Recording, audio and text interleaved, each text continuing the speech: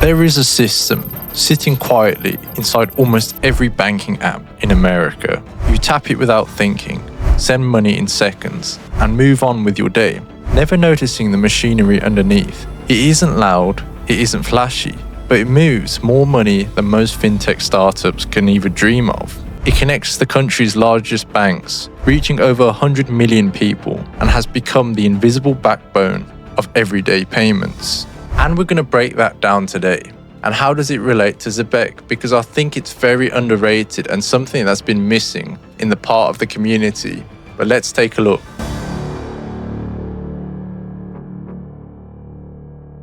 Let's take a step back and talk about something that's changing right underneath us. It is Zelle. And most people in the United States know Zelle as the purple button inside their banking app. You type it on your phone or an email, hit send, and that money shows up instantly.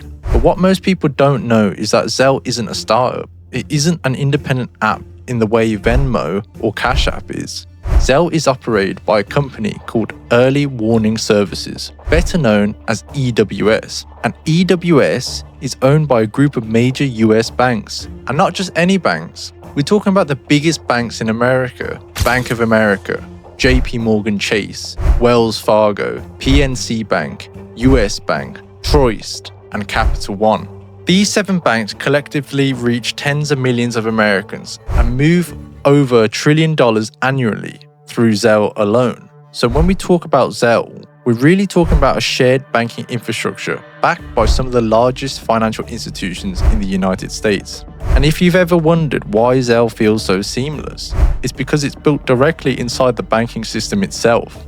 No wallet to preload, no external app to manage, just pure bank-to-bank movement in near real time. Have you ever noticed when you send money in the US or wherever you're from, in the same country, there is no issue. But when it comes across borders, it's a different story. And we're going to get into that. The reason I mention this is because that's the exact problem Zelle and EWS are now looking into. Because while Zelle solved the domestic problem, the global problem is cross-border transfers, which is slow, expensive, and dependent on old rails. This is why in the late 2025, EWS made a surprising announcement. They revealed that Zelle would begin exploring stablecoin technology to power international money movement.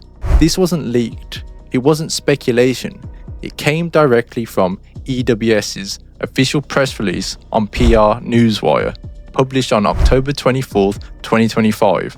And they are looking to expand $1 trillion in payment networks with stablecoin initiatives. In that release, EWS started their goal is to bring the trust, speed, and convenience of Zelle to cross-border payments using stablecoins. This is a major pivot. A bank-backed stablecoin initiative signals a shift in how traditional finance views blockchain. And when traditional banks like Bank of America, JP Morgan, Wells Fargo collectively pursue stablecoins, they don't do it casually. They do it because the infrastructure is clearly heading in that direction. Now let's talk about scale. Zelle isn't small according to EWS data. Zelle reaches over 100 million users. Some estimates put active users above that when including indirect access points through credit unions and third-party integrations. This means if Zelle ever did a stablecoin adoption, whether issued by them or integrated from a partner, it would instantly become one of the biggest stablecoin user bases in the world. And this is where the connection gets interesting, because while Zelle operates inside traditional banking, there's a parallel system being built for the next generation of financial activity, a system that could function globally across blockchains, across currencies, and across jurisdictions. And this is where Zebec network comes into place, because it's an infrastructure layer that's providing the new financial rails for these systems to plug into. So let's get into it. As we know, Zebec started with one simple idea. Money should move in real time, not every 2 weeks, not tomorrow, not pending for 2 business days, truly in real time. That led them to invent streaming payments, the ability to pay employees, vendors, or anyone continuously by the second. But as the project matured, Zebec expanded into something much larger, Something that has not really been discussed, a financial super app, a platform that integrates wallets, stablecoins, on and off ramps, cards, payroll, and multi-chain financial tools into one unified experience. And one of the biggest things the Zebec team has emphasized, especially in public discussions, is that on and off ramps are absolutely essential. If their super app is going to be the bridge for traditional finance and Web3 users that needs to move in and out of stablecoins and fiat instantly and without friction. So if millions of people are sending money using Zelle, and if Zelle starts using stablecoin, so what happens when the value needs to move in a modern Web3 super app? Well, that's the door Zebec is positioning itself into.